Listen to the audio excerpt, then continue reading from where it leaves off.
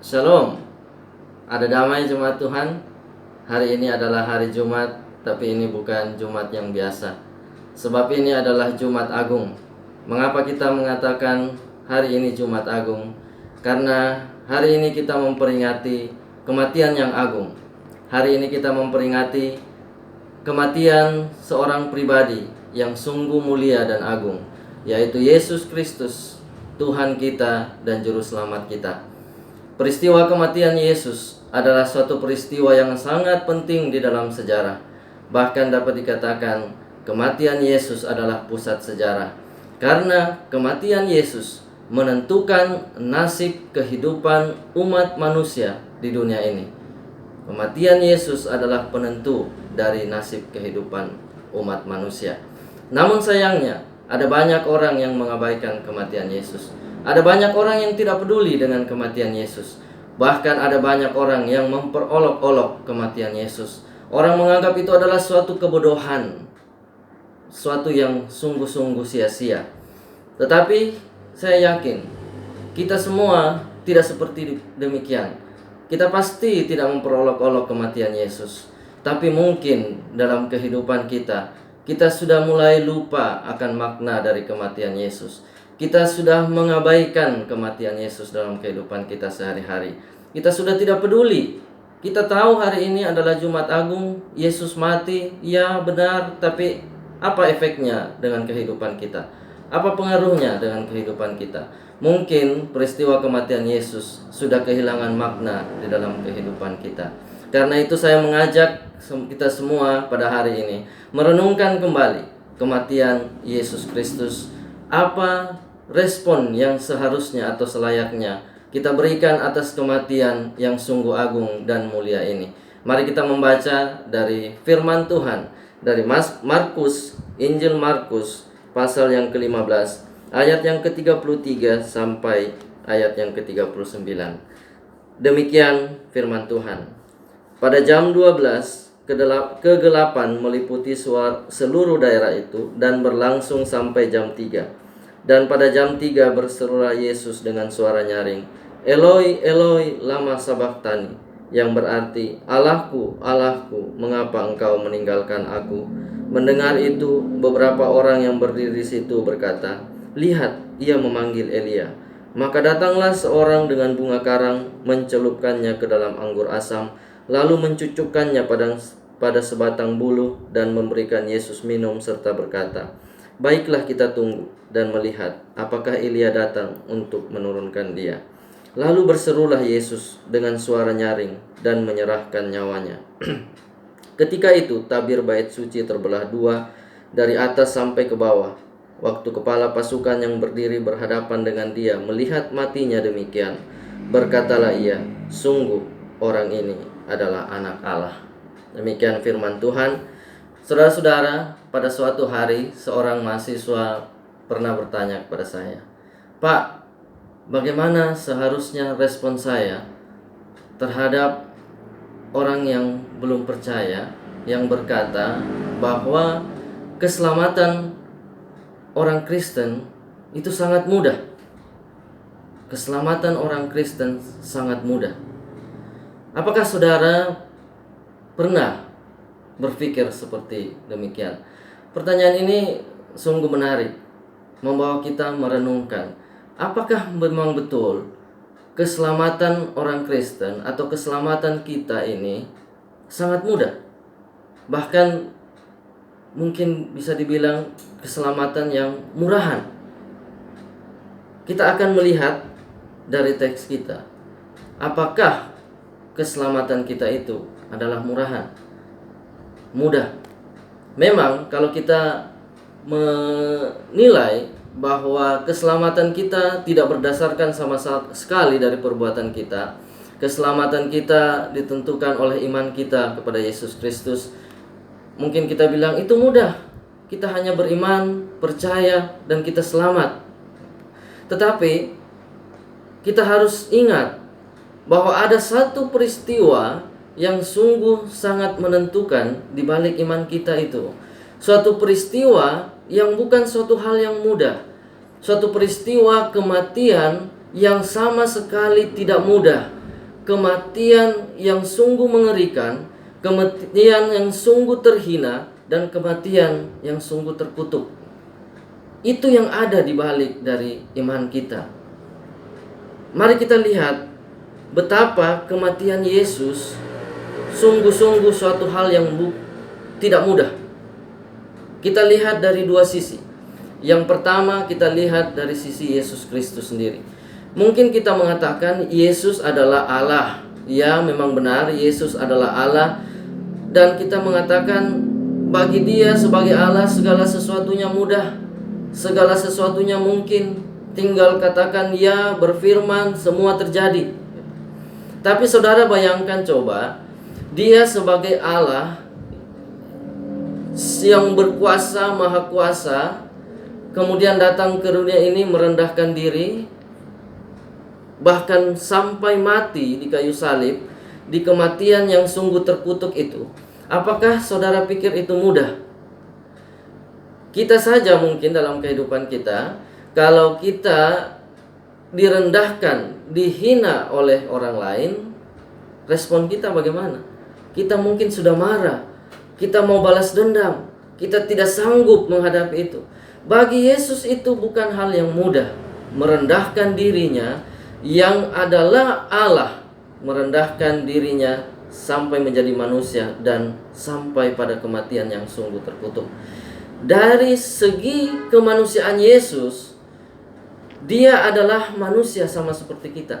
Dia merasakan apa yang kita rasakan. Dia merasakan sakit di tubuhnya sama seperti yang bisa kita rasakan. Nah, apakah saudara berpikir bahwa kematian digantung di kayu salib adalah suatu kematian yang sungguh mudah? Suatu kematian yang mudah. Bagi Yesus sebagai manusia itu bukan hal yang mudah.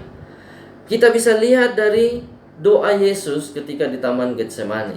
Dia mengatakan, "Ya Aba, ya Bapa, tidak ada yang mustahil bagimu.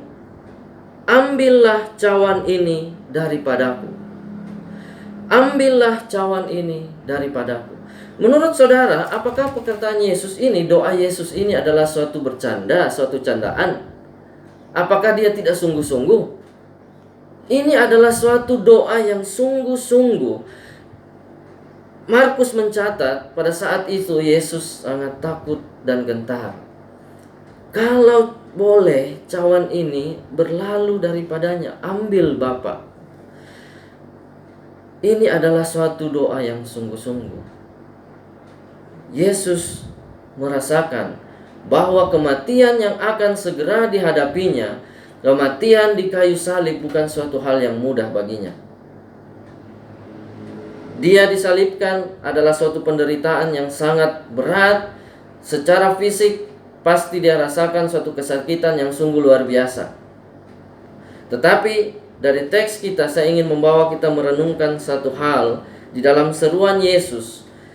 Ketika di kayu salib, dia berseru, "Eloi, Eloi, lama sabachthani." "Allahku, Allahku, mengapa engkau meninggalkan aku?"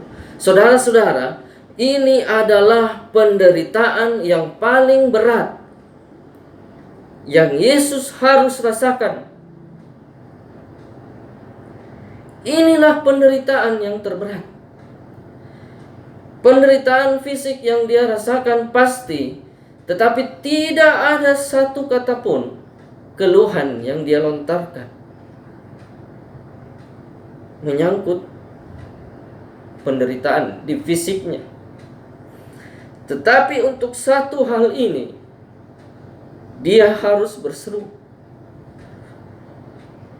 "Allahku, Allahku, mengapa engkau meninggalkan aku?"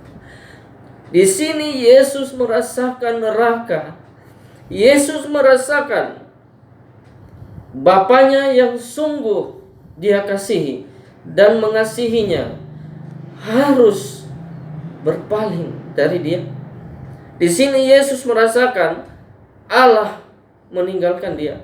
Inilah saatnya di mana Yesus merasakan dia tidak berada di hadapan Allah. Inilah penderitaan yang terberat. Saudara bisa bayangkan, Yesus harus mengalami penderitaan ini adalah murka Allah. Dia harus menanggung murka Allah, ditinggalkan oleh Bapaknya untuk suatu kesalahan yang bukan kesalahannya, untuk suatu dosa yang bukan dosanya sendiri. Saudara bayangkan kalau saudara dihukum karena sesuatu yang bukan adalah kesalahan saudara. Apa yang saudara rasakan? Itulah yang paling menyakitkan dibandingkan mungkin hukuman yang saudara rasakan secara fisik. Inilah penderitaan Yesus yang terberat. Dia harus mengalami neraka. Demi untuk apa? Demi untuk kita, supaya kita tidak akan pernah merasakan neraka, supaya kita tidak akan pernah ditinggalkan oleh Bapa untuk selama-lamanya. Dari sisi Allah, ini yang kedua. Dari sisi Allah, apakah menurut saudara hal yang mudah bagi Bapa yang sungguh mengasihi anaknya memalingkan wajahnya dari anaknya itu? Di awal Injil, Bapa memberi kesaksian, "Engkaulah anakku yang kukasihi, kepadamulah aku berkenan." Bapa sungguh mengasihi putranya. Dan apakah saudara dan apakah kita berpikir bahwa Bapa mudah memalingkan wajahnya dari anaknya yang sungguh dikasihinya? Tidak, saudara-saudara. Bapa harus memalingkan wajahnya dari Yesus, dari putranya, karena Yesus sedang menanggung hukuman atau dosa-dosa saudara dan saya. Yesus sedang menanggung dosa-dosa kita. Makanya Paulus mengatakan dia yang tidak berdosa dijadikan dosa. Allah Bapa harus memalingkan wajahnya karena tidak akan mau melihat dosa. Dan dosa itu sedang ada pada Yesus, pada putranya. Ini adalah hal yang tidak mudah, saudara. Ini adalah hal yang berat bagi Bapaknya. Harus memalingkan wajah dari Yesus. Saudara, semua ini untuk apa? Semua ini untuk kita. Semua ini untuk kita, supaya kita tidak merasakan neraka, supaya kita tidak akan mengalami ditinggalkan oleh Allah untuk selama-lamanya. Saudara, apakah respon kita yang seharusnya kalau kita melihat betapa penderitaan dan kematian Yesus ini sungguh berat, sesuatu yang bukan main-main, sesuatu yang bukan bercanda, tapi ini adalah sesuatu yang serius. Kita lihat dari teks kita, satu respon yang sungguh luar biasa. Itu justru datang dari seorang yang tidak mengenal Allah, seorang yang dianggap kafir oleh orang Yahudi, yaitu kepala pasukan. Kepala pasukan Romawi ini ketika melihat Yesus dengan cara matinya yang demikian, dia berkata, "Sungguh orang ini adalah anak Allah. Sungguh orang ini adalah anak Allah." Inilah respon yang selayaknya diberikan untuk kematian Yesus. Kita pasti, respon yang pertama yang pasti adalah kita percaya kepada kematian Yesus sebagai anak Allah untuk menebus dosa-dosa kita. Saya yakin itu kita sudah percaya. Tetapi itu tidak sekedar hanya percaya saja di situ. Apakah kita menyerahkan kehidupan kita kepada Yesus yang sudah menyerahkan hidupnya, yang sudah menyerahkan darahnya bagi kita? Apakah kita bersedia dan rela menyerahkan hidup kita untuk itu? Untuk Dia yang sudah mati bagi kita. Kita tidak hidup untuk diri kita sendiri. Atau apakah kita masih hidup untuk diri kita sendiri di dalam kehidupan kita? Kita melupakan kematian Yesus. Kita mengabaikannya. Dan kita tidak merasakan lagi apa-apa dengan kematian Yesus. Tidak ada efek lagi, pengaruh lagi dalam kehidupan kita.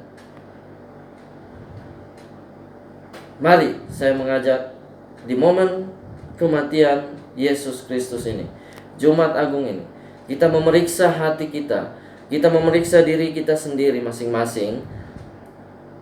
Apakah sudah selayaknyakah respon yang kita berikan atas kematian Yesus Kristus Tuhan kita, atas kematian Yesus Kristus Raja kita yang agung dan mulia? Mari kita berdoa. Bapa di surga, kami mengucap syukur di momen saat ini, di saat kami memperingati kematian Yesus Kristus Putramu yang kudus. Kami boleh diingatkan akan makna dari kematian-Mu ya Tuhan. Dan kami boleh diingatkan respon yang seharusnya dan selayaknya kami berikan atas kematian Yesus Kristus Putramu. Tuhan, tolong kami dalam kehidupan kami, supaya kami sungguh-sungguh percaya pada kematian Yesus Kristus sebagai satu-satunya jalan keselamatan bagi kami. Kematian Yesus sebagai penebusan bagi dosa kami. Dan juga kami ingat untuk menyerahkan kehidupan kami sepenuhnya kepada Yesus Kristus. Menyerahkan kehidupan kami sepenuhnya kepada Tuhan Yesus yang menjadi pemimpin dalam kehidupan kami, Raja kami, sehingga dalam situasi kehidupan kami yang apapun saat ini yang kami rasakan, situasi apapun yang saat ini kami alami, kami ada aman di tangan dan bersama Yesus Kristus, Tuhan dan Juru Selamat kami. Haleluya. Amin.